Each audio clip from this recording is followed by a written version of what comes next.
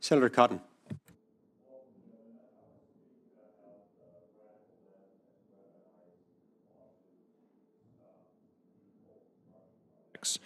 The consulting firm McKinsey estimates that the average proposed project subject to environmental review takes 4 to 5 years to move through the permitting process, with an average of 4 additional years spent litigating the project. According to the Breakthrough Institute, 75% of environmental litigation, like NHPA, is driven by a handful of environmental NGOs. Of the challenges, 10 organizations are responsible for more than 1/3 of often frivolous lawsuits. Agencies win approximately 80% of these cases.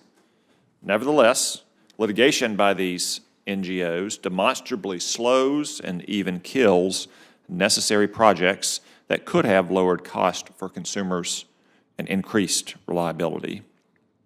Mr. McDonald, radical environmentalists have abused our court system and weaponized statutes such as the National Historic Preservation Act, the National Environmental Policy Act, and the Clean Water Act to slow or kill needful projects to increase supply and lower costs. Given this legal landscape, what reforms, in your opinion, are needed to stop this kind of radical lawfare and lower electricity prices for consumers?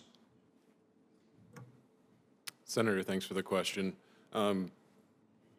As was described in the testimony, I really think that the certainty that's provided with the regulations that we're asking for here will eliminate some of that. I'm not naive to think it's going to eliminate all of that, but I certainly think that, you know, if we have clear direction on what our responsibility is in the statute, it provides for less uncertainty and less kind of ambiguity in what our responsibilities are in those issues.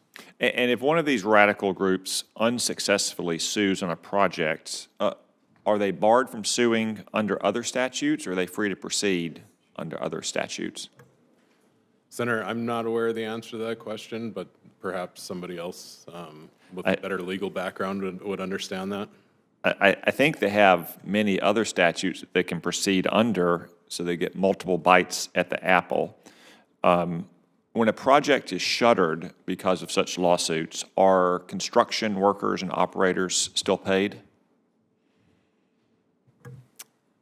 Thanks for the question again, Senator. I would have to get back to you on that one as well.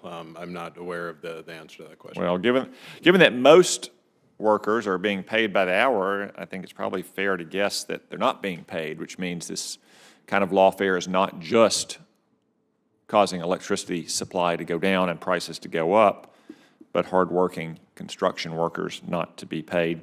How does the threat of such open-ended lawsuits affect your decision-making for projects at MDU?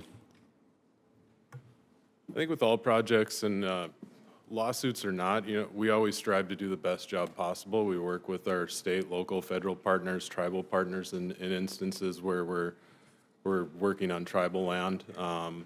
You know, we always try and do the right thing. And again, the clearer the statute is, the easier it is for us to plan for these projects, to execute these projects in an efficient and predictable manner. Okay. Thank you. I yield back my time.